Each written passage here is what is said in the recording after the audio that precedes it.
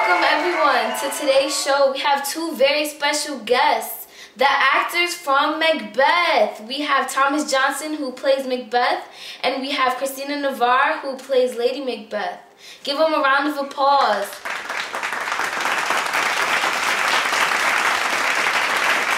Without further ado, the stars of the new Macbeth movie, Christina and Thomas. Hi, how are you? You look beautiful. Oh my gosh, take a seat. Thomas, my man, take a seat, guys. Thank you so much for coming. Thank you. It's such a pleasure to have you all. Am I right, audience? It's such a pleasure to have them with us today. Let's just jump right into it. Let's see a clip from my favorite scene of the movie. If it were done when 'tis done, then 'twere well it were done quickly. If the assassination could trammel up the consequence and catch with his surcease success, that but this blow might be the be-all and the end-all here. But here, upon this bank and shawl of time, we jump the life to come. But in these cases, we still have judgment here, that we but teach bloody instructions, which, being taught, return to plague the inventor. This even-handed justice commends the ingredients of our poison chalice to our own lips. He's here in double trust. First, as I am his kinsman and his subject, strong both against the deed, then as his host, who should against his murderer shut the door, not bear the knife myself. Besides, this Duncan hath borne his faculties so meek, hath been so clear in his great office, that his virtues will plead like angels, trumpet-tongued against the deep damnation of his taking off, and pity, like a naked newborn babe, striding the blast or heaven's cherubim, horsed upon the sightless couriers of the air, shall blow the horrid deed in every eye, that tear shall drown the wind. I have no spur to prick the sides of my intent, but only vaulting ambition, which overleaps itself and falls on the other. So Thomas and Christina, those of us who are unversed in Shakespeare, could you explain to us what's going on here? Well, Barbara, Macbeth is hesitant to murder King Duncan because he's afraid of what might come out of it. Which is what? Well, he might become king, but he's afraid of getting caught, just like anyone who does something wrong to get something would be. Why else would he want to kill him? Well, there's actually a few reasons. One is that the king was always kind to people. He was a good king, and he was even good to Macbeth. Macbeth had actually just received a great honor from him the night right before this scene had happened. Macbeth is Duncan's friend, subject, and his host for the night. And also, Macbeth is saying that he wouldn't have a problem with it if it ended right then after the murder. But Macbeth knows that once he kills the king, there are many consequences. So Christina, clearly Macbeth doesn't want to murder the king. How does your character get him to do it? Well, Lady Macbeth basically plays on his manhood, making him feel like he's not a man unless he does it. She plays on his insecurities. Macbeth has to kill Duncan to prove to her that he is a man. Okay, so let's just take another preview at a scene in the play. How now, what news? He has almost supped. Why have you left the chamber? Hath he asked for me? No, not he has. We will proceed no further in this business.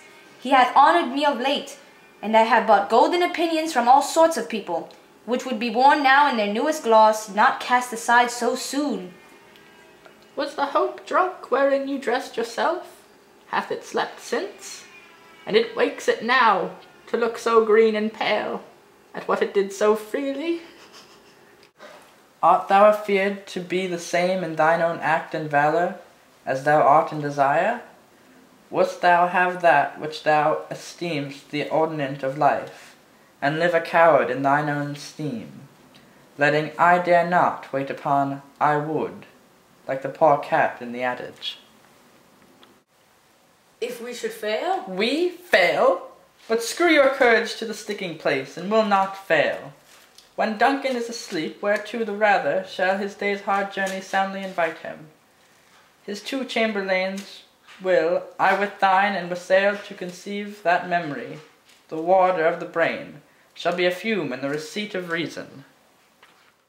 So Christina, in what ways does your character compare her husband to the cat in the adage? Well, the cat in the adage is an old saying which talks about a cat that would like to go eat a fish but doesn't want to get her feet wet. And Lady Macbeth compares her husband to this in the sense that Macbeth would like to be king and is willing to reap the benefits of king, however his fear is not allowing him to do what is necessary to accomplish it. And in a way, the id and the superego was a part of it. The id is encouraging him to complete the task as it is part of his evil desires and passions. However, his superego is convincing him that it is wrong to kill Duncan. And these lines actually do explain a lot. Well, that was a mouthful.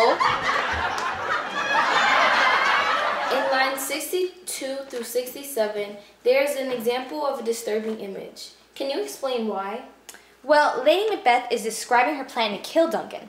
She is saying that when the day is done and His Majesty is tired, she will get his servants so drunk that they will lose consciousness and their minds for say. They will be dead to the world, which is basically what she wants. Her plan is very cruel. Some students from Cardinal Spellman High School, Jacob, Aisha, Grace, and Gabby, are researching an English project. They want to know what are some examples of personification in the scene.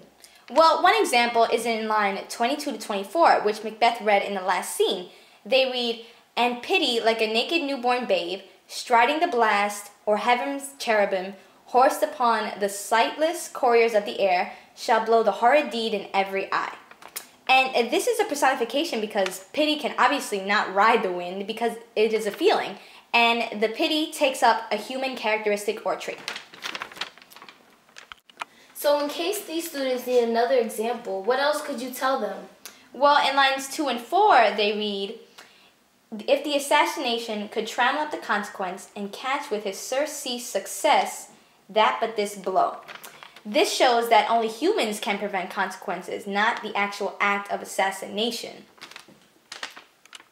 Along with personification, are there any examples of a motif of appearance versus reality? Well, there's an example in lines 80 to 82, which read, "Away and mock the time with fairest show, false face must hide what the false heart doth know."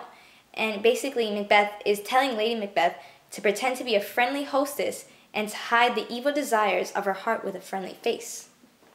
Our next guest, unfortunately, ladies and gentlemen, could not join us in the studio today, but we have him over the phone.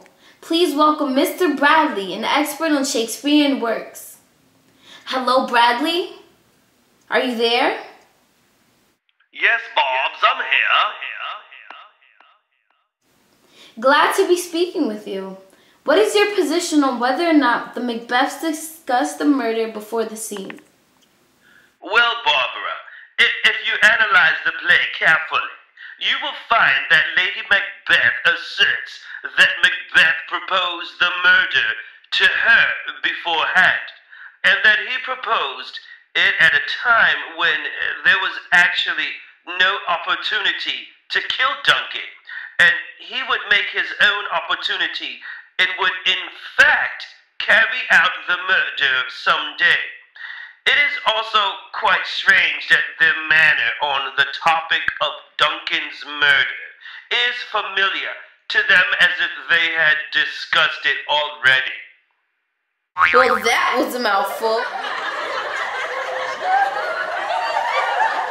And our last speaker of the evening is from the audience, a user-submitted video.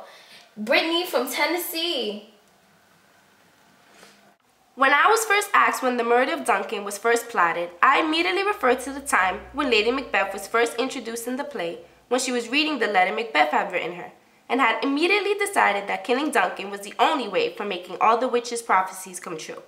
After having read this article, my answer to the question has changed, for I'm no longer as sure to when Duncan's murder was plotted as I was before. During Lady Macbeth's first encounter with Macbeth, she mentions that Macbeth had sworn to kill Duncan in order to become king. But in the play, there isn't a scene where this may have happened. This also doesn't make sense because Macbeth got the idea of killing Duncan only after his encounter with the witches and Lady Macbeth speaks, as if it was planned before Macbeth's encounter. Thank you for that, Brittany. Remember, guys, if you ever want to submit videos, email us at thebarbershow@gmail.com. And that, ladies and gentlemen, was our show. I want to give a special thanks to Christina and Thomas for stopping by. Thank you guys so much for coming. I really do appreciate it. Also want to give a special thanks to Mr. Bradley. Though he was not able to meet us in the studio, his call was greatly appreciated.